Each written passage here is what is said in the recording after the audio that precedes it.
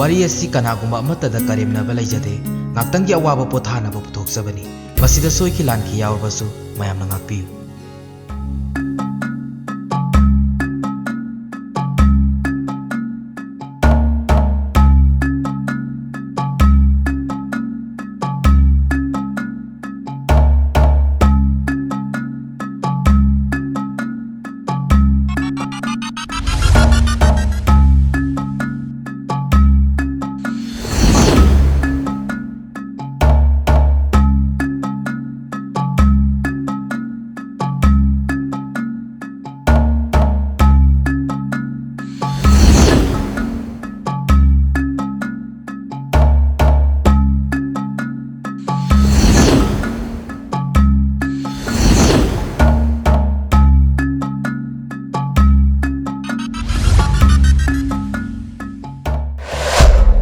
Haima, kay na hujikta ay ba pithamam daine?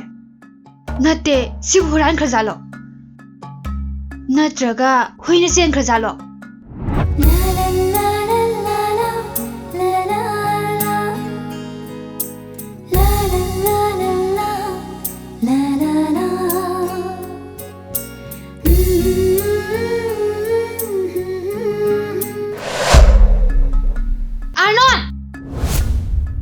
Taye taye kay nu khangdimi lawai sida lak tan he kauradana aina sida pisuge de thamamaga nangna sida kaidori no ba kaidoragi se imana mangna leibuda aina full sex de hekta nai tharabane khangabo aina hangoi songdana jagoi sadana sagi ba thakiba mayam da sandi phawba imai sida taikiba mayam da Tin kang mamba masung thoro bare da ko mani asidi aigi ranate imagi marane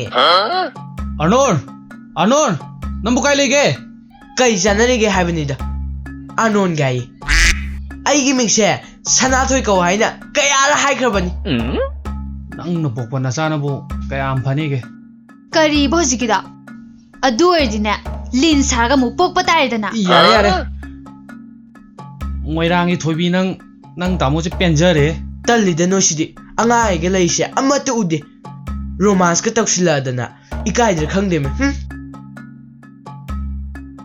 hanu thangsida kai chanarege darling asi mapang ta thongunu ko ai gi jet ka je loi mangable kari kijare da idi noine tina na ijat mangnaraga aingonda ka badam season bir kanu kai chage na tawsinai nu khangdeme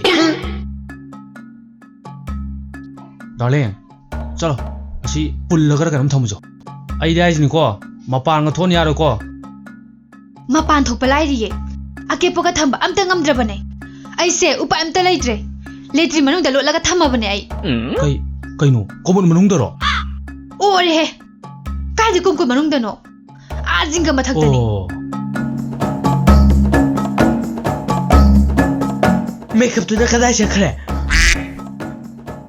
lipstick tu di ma foundation tu kai chakre where kadai chakre where laite I lost order I thidra ba I lost order I lost order I thidra kai chakre no kai chakre I lost order as natte kai du lolin habinda ngasine I hagalakana ne full sex di yung guys loi sabana saduni sida sulaite ne kai lot khajana hoi ma kai daurage ha kai daurage ba kai daurage nang bo kai daurage ba ake bosin du kai lot kra leite aina ne mai loi thadokrabani nangbu nupiro ha nangbu nupiro ba nupa oidine nupa oina lei yadro madude hek yaraktra ba juda thamdoini he aina haise khangu ko aina ne ngasi hagalakana ne full sex da sido kini ko noi ho ne full sex sira half sex sira ai kan ta khangde ko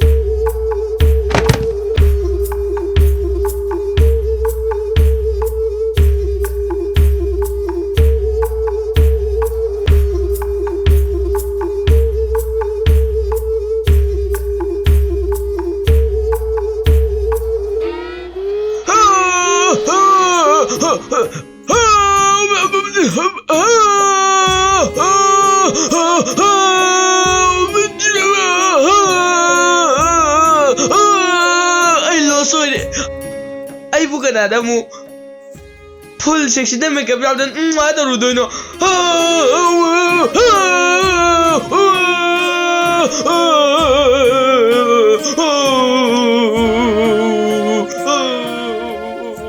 Kai nu ma du shi ba. Hey, kai nu nang ba? Na wa ni jing ba na? Ni jang e mai matang da ne. Darling, nang chani ngai bdo pora bani. He, tu ka sadro. Hanu thang sida. Kena biga tawine. Ai di kana da ke do no. Full section jam ke janing mani. Adu bu phangre. Hey, mangon masi sida. Masi thajal lagtana masi na amasu asa din mase. Kanaroi, nangi full section je. Amta pata lokthok te yadre. Ta janing kidre da ko. Ai ge full section si ne. Chung long long thok pa ngamoy. Nupa ma pira o. Adu idi ngam ni. Masi shenan jinu thomdra masi. Ai gi punsi se. Pungloi hekloi de ko. Alu saraga angang poklo bai se. Ai gi punsi se alu ondore.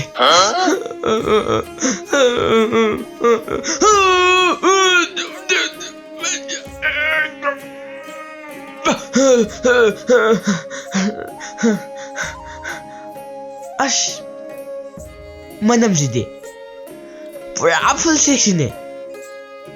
Ai gi thamoj kai dore.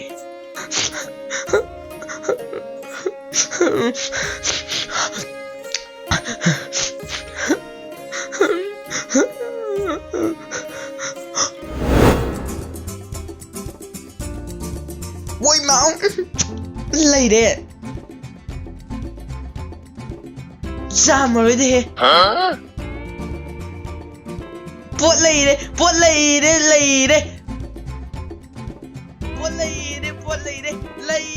Arnold, kai da ke nang ba? Pot lay de. Arnold, thong o se. Kai da ke mi nang ba? Tamo. Angang sikit dum taw khamani. Thong sem ta phakai se. Se. Kumai phakai du no. Miri tim rung le sibo. Arnold, kai da ke habani mi nang ba? Se, thong se hang do se. Pot lay de. Pot lay de. Ha, le lo ram ni e. Por hai si le lo ram ni e. Isa le na chi amani. Kai no te sibo. Darling, kok to kra inga bingo. Darling, khar phar ba dai. Tainari, oh Tainari, Kanano sida le ye. Tainari, Khut ka jam ta long thong kena se. tahu sih na, lihat memang kita, payah jukung deh, putih jukung deh. Noi Tainari lena atau muhau labo. Ya papa. Nang sidi ba. Tainari ya, sih, Full section da. kagak sih deh, Dasha. Full section da. I love you.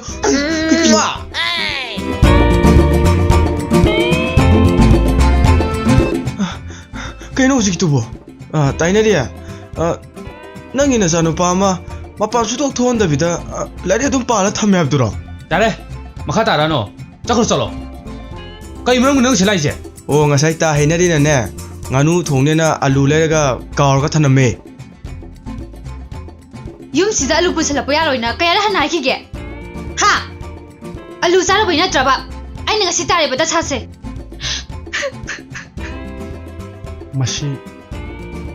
Masi ge lu je. Masi lo thom na se. Mata hamni ni emo jadi, chalo pare.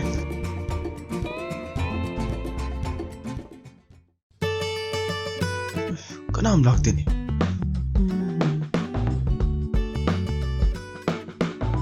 Horein thapdo khrangan chache Thawudin tawji. sang dik to phangok deba Hoi hoi. Hai, nanti Vicky, lau sih wari nuai bam le lau ne, lau, wari nuai bam le ni bo, Dapalindo mai no pi tu ni am ti ot pi de ne Oh my god. sa ka to susuk tang pi je ye ne My God. As, yaroi ma. Ado, dapali lai ganing singe. Handi yu tapaga ja, kuy nutigi janga mani benda da. Mane, sangini. Ado ko jingna matu ni adra mena nomu kana thaktan lai rai ba. Aduni. Yu thakpo man tam biramba. Mane. Numitang yobo kuy ka ja. Kada da ni ba. Yadre. ba. Adai Kai dine. de. Hanan di mana koi kau thangmi nei dana. Ekoi ki paisa lai ta so man puthoga pithai ba. No mugala kala thakre. adu din hoji thaktre yu Thaktre. As, ya de mai no pi na tingram ni na paisa do man putho thakpane khoi di. Leitamina gai tawni. Se yare se. Kwadam ta poigi. Chau nong kai ja do. Ai tala bon char. Na ha nong ju ka mai to e khanga ba. Benda da pusile. Adu ko nong da madu mathan yu pithai. Mani yenga lai. Oh. Adu da Tau su mong cha dine palindo. cha da. Yaroi ne. Oh, ayu nganta da mi tum hona dinga sel du thau chale ye. Haunori baba du ba. Kai de ge. Lo di ba ne kwa du Haram ba. mani mai pi du la ki da gi mang gre. Akhoi makhale kai da hanu bim lai bdo. Nam ti bim lai bdo. As palakpada da manam yade. Adu le tin tar siri. Nam thiga mana amuksu le tin da tare ba. As yara ba. Pura nu mi mangani muk sak cha de. Khanga ba. Mane. se nate atai lai di awang thangbugi dainari macha do leita par le habdo mapan su tok thon da bangang do adu khangi dana Khange me du yang do. Adu ka joroge. Angang nu ka joroge ba. Angang nu ka joroge me. Wari do makha taw hai ba. Adu yang do. Angang nu ka joroge me. Hai yo ba. Hai yun he. Adu yang nu ka joroge me ni ne. Ka ma jole Wari ji. makha taw hai ni nang ba. Taw lai. dainari kai lobi do no Dukan se pulap lai yo habra ha. Sia. Dukan ma ming ne kai na. Nupa ka miwanga na phonga ju chili. dainari sum maming ama sum thon mani da Mimi se Chasilo. box ma khata piro. Ge ju ra kono ina di. Do ore yum buta thilamo. Ai thabak thenge ba. Se. Paisa se. As, yam cha eme. Masak sing jiga Dainari chawin pa yam thoe. Yam tina to isi de. chal hai. Sakta duga. Ngai ko he.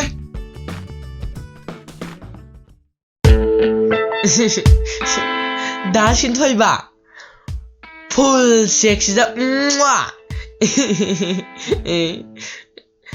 mathang da zo ne full sex da I love you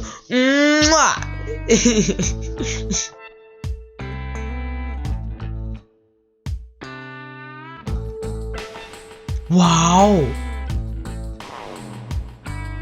Mi le tsa lo moji. ko Yum su mi le bro. Mi le bro. hoi te malai bro Kai dau re ibungo. dainari na mimi hairamba Oh, thamo sida. Adu di taima akhoi mu jogi. Hoi. oi set laga hai ro kai ni ki side Haima. Hey! Mato hokta ba. Ai no pan tholakanu haraga. Nang na madu dai du da. Nupa na ha sida lagna dana lai re ne. Masi changu ne he. Ta. Asidi Facebook ki full sex da duna tro. mani ta Masi ngasi ka de resi ba. Babu nang de pira. Masi ngasi. Hey, mama ta yi du da. le thomjin ba. Masi sanda jina kan gida. Hey, changu ya dro na. Nang masi kan de na. se na ga piro Si ni masih nom pa ko masih ma tat ka dang. ai ta Pedroge. ai din sai anonda moina to biri se ai am tin ngai te Nang ju mu hora ba. Genau ji de mu nang ngau sluri ba. adu gina ti ta masu tawning da to bo hira moida Yare he, ai chala ma ko. ita ai hone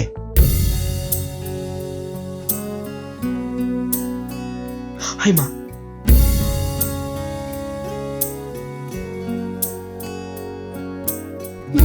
To ju. Hey, khupak cha ni nang mapa thok ya ro ko. Nang na thok ra ka ai khoi bu yu lu ga ro. ai thabal nga song ge hai bani noi bu yon ban na sa de Tamo. Nang bu sum ni ga lai ge hai ro. Si pul la gam ta pho ba. as lila gi nu bi sabi phat bi man khai Ha ha yo. ꯅꯪꯅ ꯀꯔꯤ ꯆꯩ ꯂꯥꯛꯀꯅꯤꯀꯣ ꯊꯣꯛꯄ ꯌꯥꯔꯣꯏ ꯇꯨꯃꯤꯟꯅꯅꯦ ꯂꯥꯏꯔꯤꯛ ꯄꯥꯔꯒ ꯂꯩꯔꯝꯃꯨ ꯅꯪ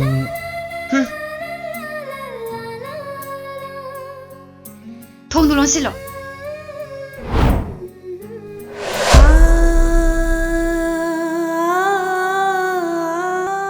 이마 통항어 봐봐 통항어세 이마 통항어세 ꯍꯦ ꯅꯪ ꯑꯩꯈꯣꯏꯕꯨ ꯃꯤꯌꯥꯝꯗ ꯌꯣꯟꯒꯦ ꯍꯥꯏꯕ꯭ꯔꯣ ꯌꯨꯝꯗꯒꯤꯅꯦ ꯃꯄꯥꯟ ꯑꯝꯇ ꯊꯣꯛꯄ ꯌꯥꯔꯣꯏ ꯅꯪ ꯊꯥꯕꯜ ꯆꯣꯡꯕꯒ ꯆꯠꯄ ꯌꯥꯔꯣꯏꯀꯣ 그이기는 너냐 안 받지지 봐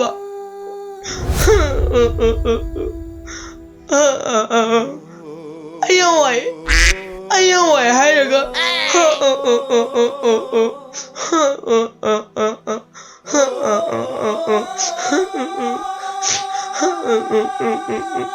이마 통하우스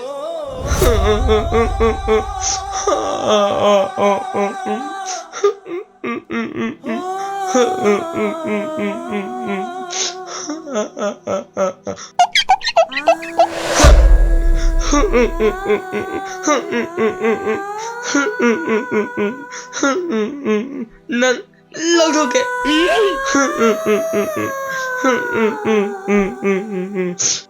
마시다 이기라 아직까지도 마시 와이는 와이닝나 와이키브라바 사닝나 사키브라바 이솔만은 미여이바 모이나 셈비키브 미땀네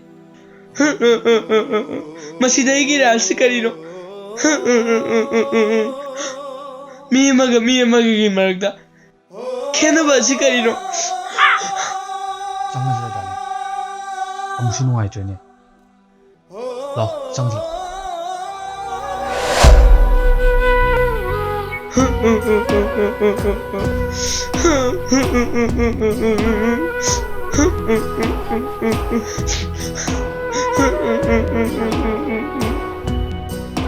이마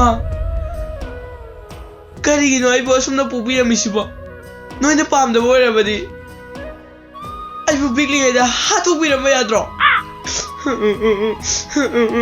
ꯗꯥꯔꯂꯤꯡ ꯑꯩꯈꯣꯏꯅ ꯏꯆꯥꯁꯤꯗ ꯇꯧꯔꯤꯁꯦ ꯆꯨꯝꯃꯤꯕ꯭ꯔꯥꯅꯦ ꯃꯁꯤꯕꯣ ꯀꯞꯁꯤꯟꯅꯗꯅ ꯇꯧꯔꯤꯕꯅꯦ ꯁꯦ ꯁꯥ ꯑꯣꯜꯂꯒꯦ ꯁꯤꯅꯤꯅꯦ ꯃꯥꯅ ꯁꯃꯥꯖꯁꯤꯗ ꯌꯥꯗꯕ ꯊꯕꯛꯇꯤꯅꯦ ꯑꯩꯈꯣꯏꯅꯁꯨ ꯌꯥꯔꯣꯏꯌꯦ karigi samasno samas ama sembada ꯑꯩꯈꯣꯏꯒꯤꯗꯤ ꯊꯧꯗꯥꯡ ꯌꯥꯎꯗꯕ꯭ꯔꯣ 이마 마시보 이네 오닝나 오이키브라 너 ꯌꯥꯝ ꯐꯠꯇꯦ 너 ꯌꯥꯝ ꯐꯠꯇꯦ Tainari Tainari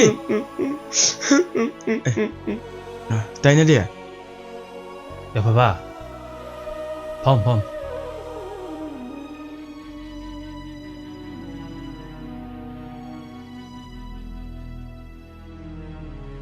Tainari noina tawriba thabakse yam phatte hojik matamse yam chawkhalabane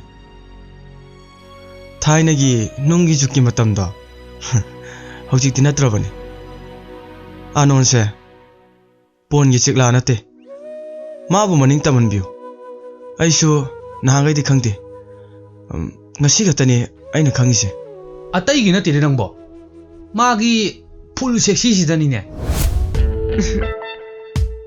다이 페바 full sexda I love you ado idi mayam phun siksida punna nokminaje